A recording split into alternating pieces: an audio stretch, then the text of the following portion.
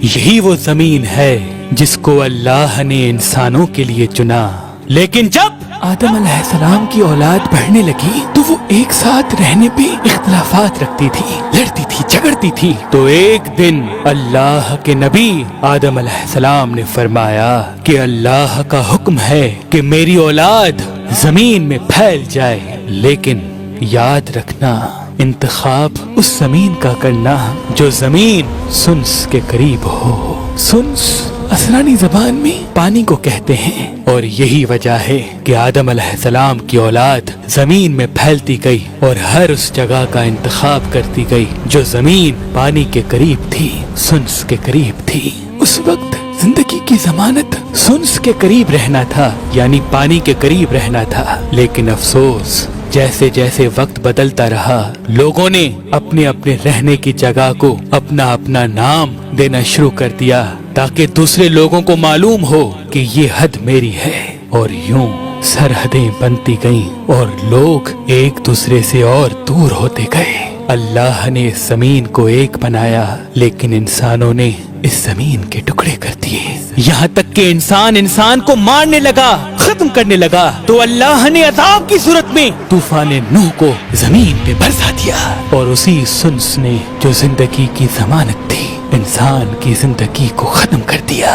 صرف وہی بچے جنہوں نے اللہ کے نبی نوح علیہ السلام پہ ایمان رکھا اور ان کی کشتی پہ سوار ہوئے۔ طوفان نوح کے بعد اس زمین کو پھر سے آباد کیا گیا، تو نوح کے بیٹے سام اپنے بابا اور بھائی کے قبائل کو چھوڑ کے ایک نیا شہر آباد کرنے نکلے، اور یوں ان کو سنس کے قریب ایک آرام دہ جگہ نظر آئی جس کا نام انہوں نے اپنے نام سے سلامت رکھا، جس کو آج بھی سنس اور سلامت کو ملا کے سندھ کے نام سے پہچانا جاتا ہے۔ حضرت کنعان کے زمانے تک زمین پہ دو پایا تخت تھے، ایک بابل، دوسرا سلامت۔ یہی سندھ کی زمین تھی جس نے سب سے پہلے سونا ڈھونڈ کے دنیا میں متعارف کروایا، اور کنعان نے اپنے بیٹے نمرود کو جو پہلا تاج پہنایا وہ اسی سندھ کی زمین کے سونے سے بنا تھا۔ نمرود نے دو پایا تخت کو فراوانی بخشی، ایک بابل، دوسرا سلامت، جس کو آج کے لوگ موئن جو دڑو کہتے ہیں، اور پھر اسی سندھ سے ایک خوبصورت رنگ دنیا میں پہچانا گیا جس رنگ کو نیل کہتے ہیں۔ اس دور بادشاہ نیلا رنگ پہننے میں فخر محسوس کیا کرتے تھے کیونکہ وہ آنکھوں کو ٹھنڈک دیتا تھا، اور پوری دنیا میں اسی موئن جو دڑو سے نیلا رنگ دنیا بھر میں جاتا تھا۔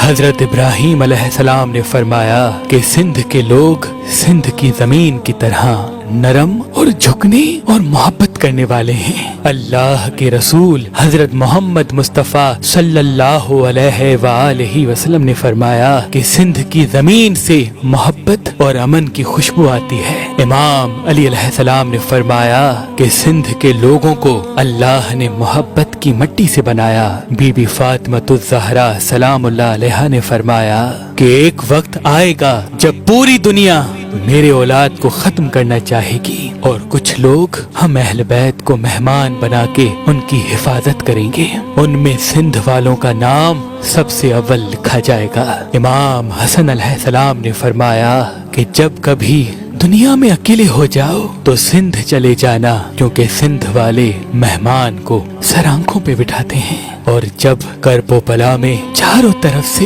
امام حسین علیہ السلام کو گھیرا گیا تو امام حسین علیہ السلام نے فرمایا، اے لوگو، اگر تم پشیمان ہو کہ ہم نے نواسۂ رسول کو خط لکھ کے بلا کے غلطی کی ہے تو مجھے چھوڑ دو، میرا راستہ کیوں روکا ہے؟ اے لوگو، میں تم لوگوں سے دور سندھ جانا چاہتا ہوں۔ تبھی جب کرب و بلا کے بعد عباسی دور میں سادات پہ سختیاں بڑھنے لگیں تو سادات حجاز چھوڑ کے مختلف ممالک کی طرف بڑھنے لگے، تو ویسے ہی اللہ کے ولی حضرت عبداللہ شاہ غازی اپنے مبارک قدم لیے سندھ کی زمین تک آ پہنچے۔ تاریخ نے تحریر کر دیا کہ ہند و سندھ میں جتنے بھی سید و سادات کی مزارات پائی گئی ہیں ان میں سب سے قریب تر جو رسول اللہ سے نسب رکھتے ہیں وہ حضرت عبداللہ شاہ غازی ہیں۔ آپ کا شجرائے نسب تاریخ نے اپنے دامن میں کچھ یوں تحریر کیا ہے۔ اللہ کے رسول نے اپنی بیٹی فاطمۃ الزہرا سلام اللہ علیہا کی شادی اپنے چچازاد بھائی علی ابن ابی طالب علیہ السلام سے کروائی۔ ان سے اللہ نے دو جنت کے شہزادوں کو ظاہر کیا، ایک امام حسن علیہ السلام اور دوسرا امام حسین علیہ السلام۔ پھر امام حسن علیہ السلام کے بیٹے حضرت حسن مصنع اور امام حسین علیہ السلام کی بیٹی بی بی فاطمۃ الصغریٰ کی شادی ہوئی۔ ان سے ایک بیٹا ہوا حضرت عبداللہ اور ان کا بیٹا ہوا حضرت محمد اور ان کا بیٹا ہوا حضرت عبداللہ شاہ غازی۔ آپ کی آمد 98 ہجری بمطابق 15 دسمبر 720 عیسوی مدینہ پاک میں ہوئی۔ آپ اللہ کے رسول حضرت محمد مصطفیٰ صلی اللہ علیہ وآلہ وسلم کے روزے کے سائے میں ہی اپنا بچپن گزارتے رہے۔ آپ بچپن سے ہی امام محمد باقر اور امام جعفر صادق علیہ السلام کے ساتھ رہے اور دین کی معلومات ان پاک ہستیوں سے لیتے رہے۔ آپ عمر میں امام جعفر صادق علیہ السلام سے تقریباً 15 سال چھوٹے تھے اور امام محمد باقر علیہ السلام کی شہادت کے وقت آپ کی عمر مبارک تقریباً 17 سال تھی۔ آپ کی آمد سے تقریباً 3 سال پہلے ہی امام علی زین العابدین علیہ السلام نے شہادت پائی تھی اور آپ امام موسیٰ کاظم علیہ السلام سے تقریباً 30 سال بڑے تھے۔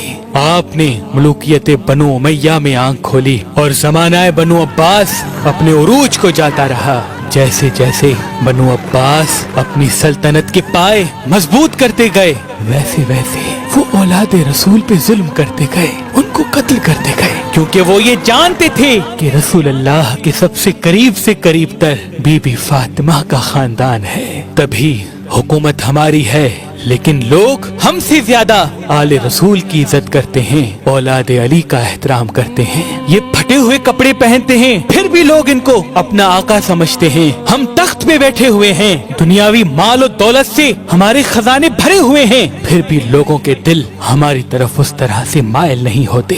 انہوں نے یہ طے پایا کہ حجاز کی زمین سے اگر سادات سید کو قتل کیا جائے، نکالا جائے، تو پھر لوگوں کے دلوں سے خود بخود ان کا احترام نکل جائے گا۔ تبھی جگہ جگہ رسول اللہ کی اولاد کا خون بہتا رہا اور یوں سید و سادات نے حجاز کو چھوڑنے کا فیصلہ کر لیا اور ایک پردیسی سید حضرت عبداللہ شاہ غازی اونٹ پہ سوار ہو کے سندھ کی طرف رواں ہوئے۔ تبھی آپ کو حضرت عبداللہ شاہ غازی اشتر کے نام سے پہچانا جاتا ہے، یعنی اونٹ پہ سواری کرنے والا۔ یہ دور عباسی خلفاء ابن عباس عبداللہ صفا اور ان کے بھائی ابو جعفر منصور کا تھا۔ عبداللہ صفا کے ہلاک ہونے کے بعد جب منصور تخت پہ بیٹھا تو اس نے یہ حکم نافذ کروایا کہ جو سادات عرب میں ہیں اس کا قتل واجب ہے، اور جو سید حجاز چھوڑ چکے ہیں فوج کو رواں کرو۔